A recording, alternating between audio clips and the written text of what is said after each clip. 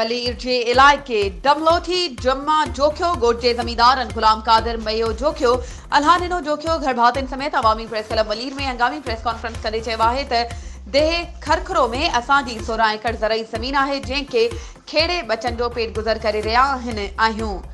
ॻुझे नमूने सां असांजी ज़मीन कूड़नि कागज़नि एवज़ विकिरो कई वई आहे। कुझु अणॾिठल बिल्डरनि असांखे ज़ोरी बेदख़ल करण जी कोशिश करे रहिया आहिनि, जंहिं ख़िलाफ़ असां राज्यनि खे दाहूं ॾिनियूं आहिनि। थाणे ते केस लाइ दरख़्वास्तूं चूंडियल नुमाइंदनि इंतिज़ामिया खे शिकायतूं कयूं आहिनि ऐं एतिजाजी मुज़ाहिरा बि कया आहिनि, पर बाअसर बिल्डर हुअण सबबि का बि कार्रवाई नथी कई वञे।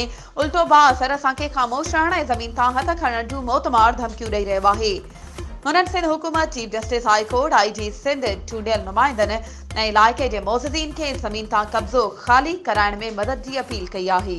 वधीक ख़बरुनि ऐं अपडेट्स जे लाइ असांजे चैनल खे सब्सक्राइब कयो ऐं हा, बेल आइकन खे प्रेस करण न विसारिजो त जीअं असांजी हर नई अचण वारी वीडियो तव्हां ताईं पहुची